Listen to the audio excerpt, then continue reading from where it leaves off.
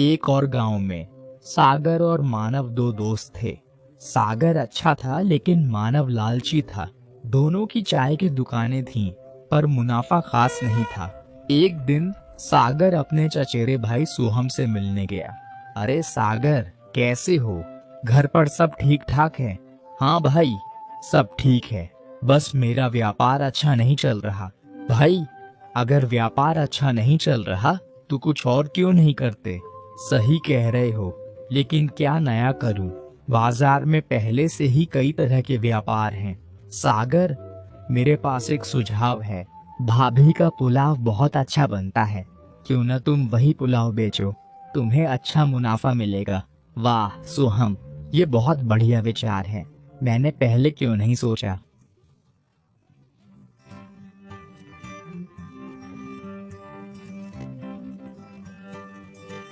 लोगों को पुलाव बहुत पसंद आया।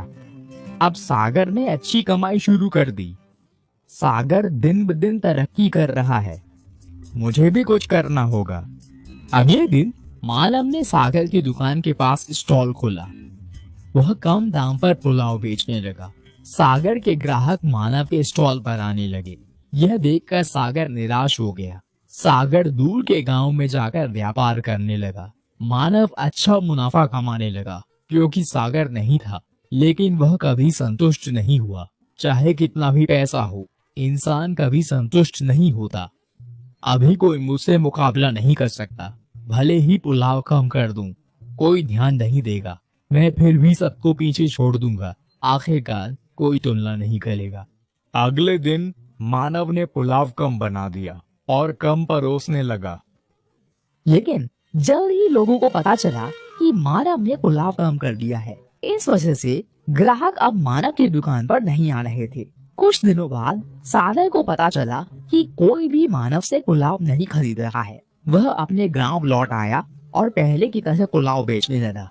खरीदारों की कमी के कारण अब मानव की दुकान बंद हो गई थी। मानव, तुम्हें लालच नहीं करना चाहिए था। देखो, तुम्हारे लालच ने तुम्हें कहाँ पहुँचा दिया। सागर, मैंने गलती की है। मैंने तुम्हारे साथ गलत किया। मुझे माफ कर दो अगर हो सके। अरे कोई बात नहीं, हम दोस्त हैं और दोस्ती में माफी नहीं होती। तुमने अपनी गलती समझ ली, ये अच्छी बात है। मैंने तुम्हें पहले ही माफ कर दिया है। मानव, मैं सोच रहा था क्यों ना हम साथ काम करें। सागर, तुम सच में बहुत उदार हो। तुम अब भी मुझे अच्छे नजरिए से देखते हो। धन्यवाद दोस्त। अरे मानव, दोस्त किस लिए होते हैं? भगवान सभी को तुम्हारे जैसा दोस्त दे। गांव के लोग उनके स्टॉल पर आने लगे।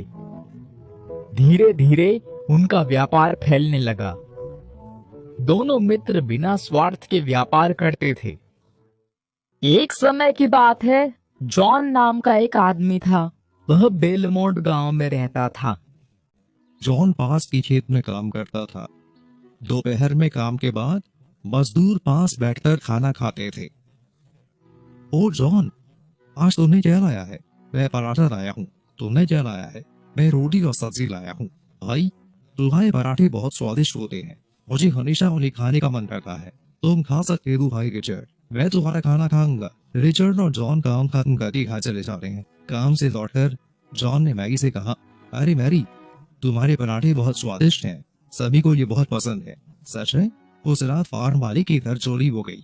अगले दिन जॉन और सब फार्म मालिक के घर इकट्ठे हुए। सारा पैसा और गहने चोरी हो गए थे। फार्म मालिक के पास कोई पैसा नहीं बचा था। इस वजह से वह मजदूरों को मजदूरी नहीं दे सकता था। भाइयों, चोरी के कारण मैं आपको मजदूरी नहीं दे सकता। अब आप मेरे फार्म पर आना बंद कर सकते हैं। सर, कृपया ऐसा न करें। जॉन, अगर तुम मेरी खेती में काम करोगे तो मुझे तुम्हें कुछ देना पड़ेगा, लेकिन मेरे पास कुछ नहीं बचा है। जी सर, जो भी आपको उचित लगे अब आप जा सकते हैं। अगर मुझे आपकी जरूरत होगी तो मैं आपको बुला लूंगा। जी सर। सभी खेत मजदूर अपने घर चले जाते हैं। कुछ को दूसरे खेतों में काम ले लिया, लेकिन जॉन को कोई काम नहीं मिला। कई दिन बीत गए और जॉन अभी भी घर पर था। ऐसा क्या किया जाए कि हम अपने घरेलू खर्चे चुका सकें? अरे क्या हुआ? तुम पिछले 15 दिनों से सोच रहे हो और ठीक से खा भी नहीं रहे हो। कुछ नहीं, बस ये सोच रहा हूँ कि अपने घरेलू खर्चे कैसे चुकाऊं। मुझे कुछ पैसे ढूंढने होंगे। चिंता मत करो, हम कुछ कर सकते हैं। इसी बारे में सोचना बंद करो। अगले दिन मैरी को भी बेचा आया। वह हमें बारी से कहती है, मेरे पास एक सोच है। अगर हम मेरे बनाए हुए पराठे बेचें तो हाँ, ये एक बेहतरीन सोच है। कल से ही पराठे बेचना शुरू करते हैं। लेकिन मेरी इसके लिए तुम्हारी काफी मदद और मेहनत की जरूरत होगी। उसकी चिंता मत करो, मैं सब संभाल लूंगी। अगले दिन जॉन और बिली बाजार में पराठे और चटनी बेचने गए। बाजार में पहले से ही एक पराठा विक्रेता था, इसलिए वे ज्यादा पराठे नहीं बेच पाए। उन्होंने बचे हुए पराठे एक अनाथालय को दे दिए और घर लौट आए। कोई पराठे नहीं खरीद रहा। आप क्या करें? ऐसे सोचने से क्या होगा? आज तो पहला दिन था, आप निराश हो गए। धैर्य रखें, कोशिश करने वाले हार नहीं मानते। अगली सुबह वह पराठे बनाती है। जॉन और मैरी फिर दुकान जाते हैं। कुछ पराठे घर बने थे, बाकी वहीं ताजे बने। उसके पराठों की खुशबू से बहुत लोग आकर्षित हुए और भीड़ लग गई। कितने पराठे चाहिए सर? जॉन, मुझे 10 पराठे बहुत सारा मक्खन डालकर देना। हाँ सर, मैं बहुत सारा मक्खन डाल दूंगा। अब उनके पराठे बहुत पसंद किए जाने लगे। धीरे धीरे उनका व्यापार बढ़ने लगा। अब उनकी दुकान इतनी भीड़ भाड़ हो गई कि पराठे कम पड़ने लगे। लोग उनके पराठों के दीवाने हो गए थे। एक दिन गांव के सबसे अमीर आदमी विंसेंट उनकी दुकान पर आए और जॉन से बोले, जॉन, मुझे कुछ काम है, क्या तुम करोगे? हाँ, मैं करूँगा। बताओ क्या है? कल मेरे बेटे का जन्मदिन है। हर साल पूरे गांव के लिए दावत होती है। मैं सोच रहा हूँ कि तुम पराठे बना सकोगे। आप कहेंगे सर, आपको इसकी चिंता करने की जरूरत नहीं है। क्या हम कर सकते हैं मैरी? हाँ, हम कर सकते हैं। उस दिन जॉन और मैरी अपने घर वापस चले गए। हम कितने पराठे बना सकते हैं? मैं भी यही सोच रहा था। अगर हम काम पूरा नहीं कर पाए तो नाम खराब होगा। हमें वादा निभाना होगा। लेकिन पूरे गांव के लिए पराठे कैसे बनेंगे? चलो सो जाते हैं और सुबह देखते हैं। तभी अचानक उनके घर में तेज रोशनी फैल गई। दोनों घबरा गए। ये कौन है? ये रोशनी कहाँ से आ रही है? कौन है यहाँ? सामने आओ। रोशनी में एक आकृति उभरी और सामने खड़ी हो गई। वे और डर गए। फिर एक आवाज आई, डरिए मत जॉन और मैरी, मैं भगवान हूँ, मैं आपकी मदद करने आया हूँ। जॉन और मैरी ने कहा, हे भगवान, हम धन्य हैं कि आपको देखा। हम धन्य हैं कि आप हमारे घर आए। जॉन, जो तुम चाहते हो मांगो, मैं तुम दोनों से बहुत खुश हूँ। भगवान, हमारे पास सब कुछ है, लेकिन हमें कल के ऑर्डर की चिंता है। मैं तुम्हारी शुद्ध भावनाओं से खुश हूँ। यह जादुई पराठा लो, इससे तुम्हें जो चाहिए मिलेगा। मैरी और जॉन भगवान का धन्यवाद करते हैं। भगवान गायब हो जाते हैं। मैरी, हम कल इस पराठे से खाना बनाएंगे। हाँ, हम ऐसा ही करेंगे। जॉन और मैरी सुबह पार्टी में जाते हैं। जॉन ने जादुई पराठे से कहा, ओ जादुई पराठा, मेरे लिए अभी 2000 पराठे बना दो। अचानक 2000 पराठे पैकेट हो गए। खुशबू इतनी अच्छी थी कि सबने खुशी खुशी खाया। विंसेंट के मेहमान केले से खुश थे।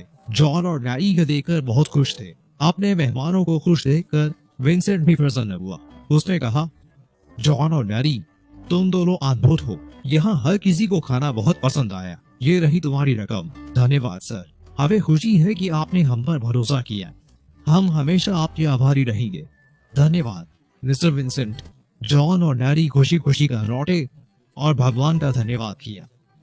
उन्होंने अपनी दुकान पर अलग अलग प्रकार के पराठे बेचना शुरू किया। वे जादुई पराठे की वजह से बहुत सफल हुए। गांव में वे पराठा लेकर जॉन और मैरी के नाम से जाने गए।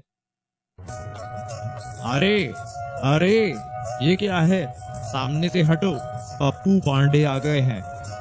अच्छा, पप्पू पांडे कौन है? मैं हूँ। और कौन? अब हंसी मत दिखाओ। क्या? सामने से हटो, हमारा ग्राहक इंतजार कर रहा है। अपने समय में पप्पू पांडे हर काम में हाथ डालते थे। वह गांव के कोने में जाकर बड़ी बड़ी बातें करते थे। पिछले साल वे ऑटो में एक पर्यटक था।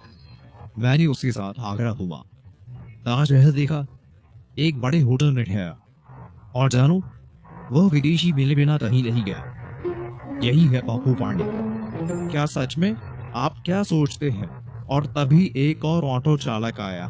भाई, सुना आपने? क्या सरकार ने नियम बनाया है कि आज से सभी ऑटो मीटर से चलेंगे।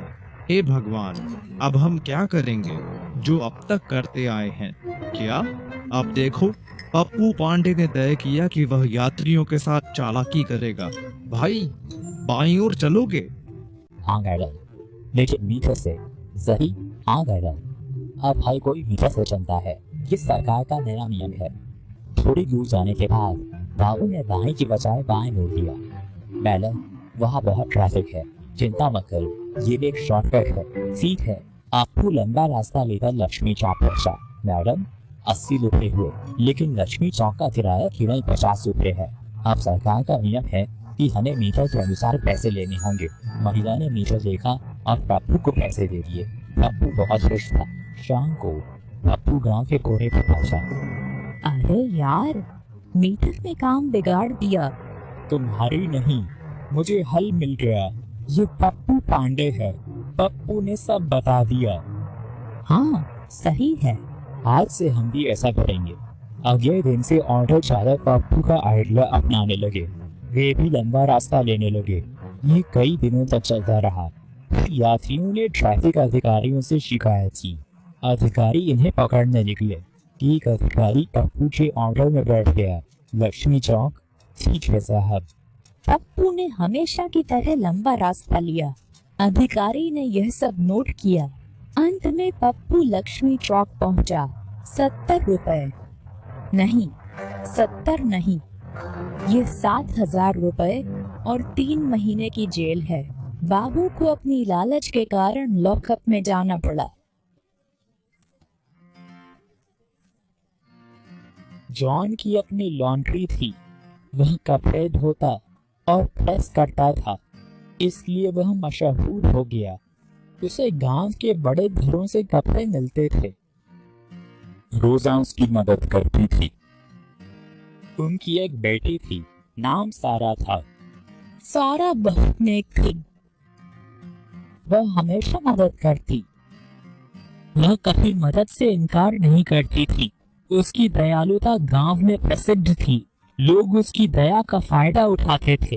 अब एक दिन जॉन ने अपनी बेटी से कहा, बेटी, यह अच्छा स्वभाव कभी कभी घातक हो सकता है। पिता, अगर मैं किसी की मदद करती हूँ तो इनाम मुझे ही मिलेगा, है ना? इसलिए मैं हमेशा अच्छे काम करता हूँ। मैं तुम्हें समझा नहीं सकता। हाँ, चलो खाना खाते हैं पिताजी। हाँ चलो। अब तीनों ने खाना खाया। वे खाना खाकर सो गए। अगले दिन रोजा और सारा जल्दी उठकर घर के सारे काम निपटा लेते हैं, लेकिन जॉन आज जल्दी नहीं उठा। सारा अपने पिता को जगाने जाती है।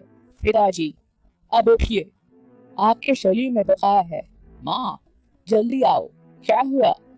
वह अभी तक नहीं उठा। माँ, पिताजी को तेज बुखार है, देखो वह नहीं उठ रहे हैं। ओह हाँ, हमें उन्हें अस्पताल ले जाना होगा, जल्दी करो। हाँ ना, चलो। सारा और रोजा जॉन को अस्पताल ले जाते हैं। अस्पताल पहुंचने पर डॉक्टर ने जांच की। सारा से कहा, उसे टाइफाइड हो गया है, हमें उसे निगरानी में रखना होगा। उसने कहा, यह जादू है, ये किसने किया? मैं तुम्हारा लोहा हूँ, तुम बोल सकते हो। हाँ सारा, मैं तुम्हारी मेहनत से खुश हूँ, इसलिए मैं तुम्हें यह सोना दे रहा हूँ। इसे लेकर अपने पिता के अस्पताल के बिल चुका दो। इसे बेचकर दवाइयाँ खरीद लो। अगर तुम्हें और जरूरत हो तो बता देना, तुम्हारे पास कभी पैसों की कमी नहीं होगी। सारा को यकीन नहीं हुआ। वह सोना उठाती है और देखती है कि यह असली है। वह बहुत खुश हो जाती है। सारा सोना बेच देती है और उन पैसों से अस्पताल का बिल चुकाती है। सारा के माता पिता यह सुनकर भगवान का धन्यवाद करते हैं।